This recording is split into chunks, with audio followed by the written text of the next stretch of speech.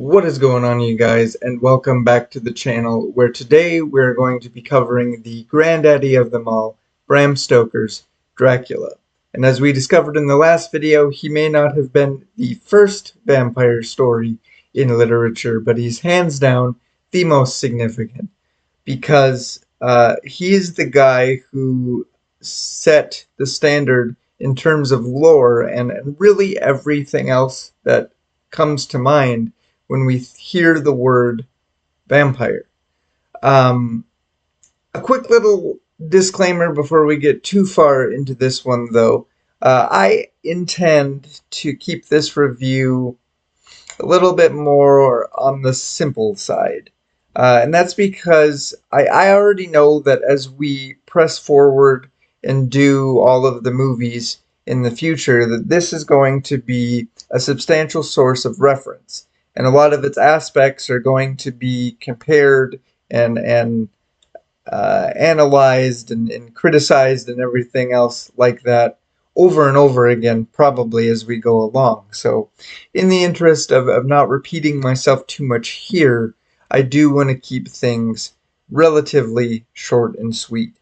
And while I would assume that most of you out there are probably at least a little bit aware of the plot when it comes to Dracula, for anybody that's not, I will once again put together a nice little synopsis for you in the description below. But I thought I would open up this review by just giving you a couple fun facts on the man, the man, the myth, the legend himself, Bram Stoker. So, starting with Bram Stoker was born on November 8th, 1847, and passed away on April 20th, 1912, at the age of 65. Dracula was the fourth of 11 books written in his lifetime, of course being published in 1897. The interesting thing about Bram is that writing was always sort of a hobby for him, at least in his early life. He ended up following in his father's footsteps, going into civil service and kind of writing on the side from there. In 1871, he was an unpaid drama reviewer at the theatre for a Dublin paper called The Mail. He ended up writing short stories for about 2 decades, the first of which was titled The Crystal Cup, published in the London Society magazine in 1872. At some point while doing his reviewing work, he ended up crossing paths with a guy called Henry Irving, who was a national theater star, who hired him to not only be his personal manager, but also the manager of his theater, the Lyceum, I believe it's called, from 1878 until Irving passed away in 1905. And the thing about their relationship is that it seemed like a divisive relationship, but I think the biggest takeaway was they were kind of close in their own way, and Irving was very influential in convincing Stoker to write more fiction. So he ended up writing his first book, which was a textbook called The Duties of Clerks of Petty Services in 1879,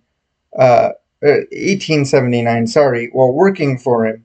But he did eventually write his first fiction novel called The Snake's Pass in 1890. So there we have it, a nice little history of Bram Stoker's life, as according to this book.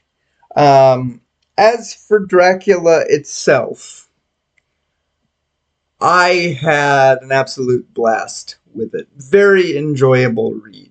I can honestly say that my favorite thing about it was probably how it was written, as letters that are exchanged amongst our cast of characters. I thought that that was not only a unique way of telling the story in general, but also kind of uh, a way to lay out the timeline of events as they occurred and kind of see the order of which and that. And I thought that was really cool. Um, the pacing for me personally had a little bit of a hiccup. It definitely has its ebbs and its flows. You know, it kicks off relatively hot, relatively high octane with Jonathan Harker um, in Dracula's castle, and it leaves off with this kind of will he, won't he escape? Is he alive? Like it kind of leaves you on this cliffhanger, and just abruptly cuts to his fiancee Mina and her best friend Lucy going on vacation, and I thought it, like I said, very very abrupt, and I just didn't really care for it that much personally. That whole section of the book was just kind of dull to me.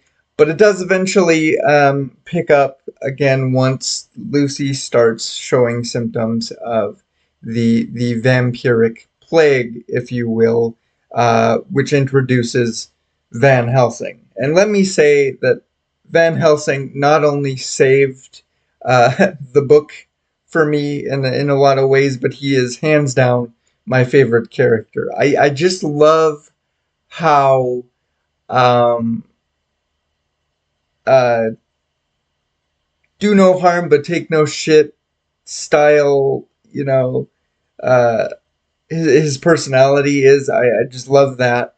Um, I think the most interesting thing about it was just learning how the dynamic between him and Dracula actually worked. You know, I didn't go into this expecting Van Helsing to be this crossbow wielding badass or anything like that, but I was very interested to learn how intellectual it all was. It was very much kind of something more akin to, say, Sherlock Holmes and Professor Moriarty, and the fact that, you know, Van Helsing comes in with a little bit of vampiric knowledge, but he ends up having to learn a lot in a very very quick, very short amount of time, and then not only apply that knowledge to saving Lucy, but then also having to um, stay, you know, two steps ahead of Dracula and you know trying to outsmart him and everything like that. And that was just a fun, very immersive kind of rivalry to witness.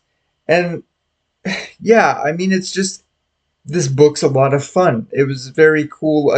Again, just from a historical perspective to kind of see,